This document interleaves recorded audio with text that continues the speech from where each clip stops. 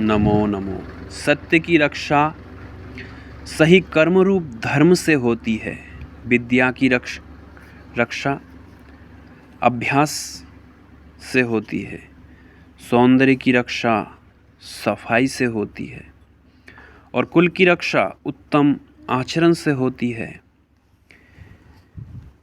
हे मानव, इसलिए धर्म के आचरण को धारण करने वाले को सदा सत्य का ही पक्ष लेना चाहिए।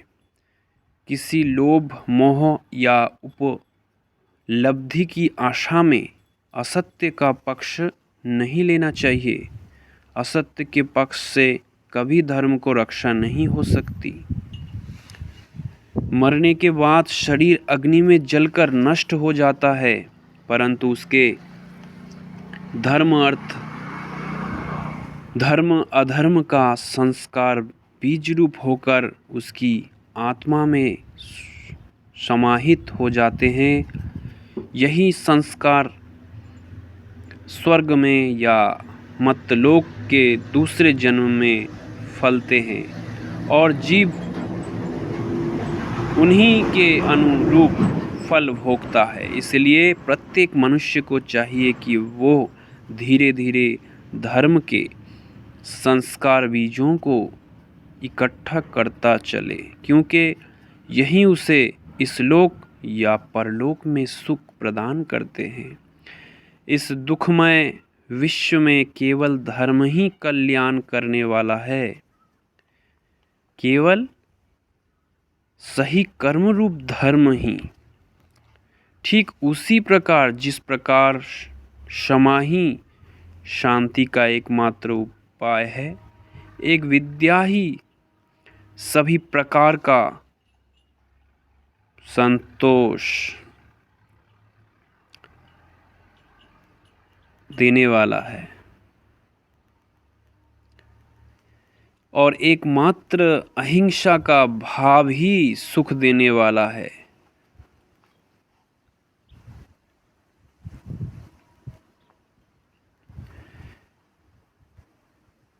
कि विश्व में धन, यश, प्रभुता, व्यक्तित्व, रिश्ते नाते, पत्नी और पुत्र से मनुष्य का कल्याण नहीं होता। ये सभी किसी न किसी अपेक्षा से युक्त होते हैं और जिस समय यह समझ जाते हैं कि उनकी अपेक्षा अब पूर्ण नहीं हो सकती, व्यक्ति को क्रूरतापूर्वक झटके देते हैं।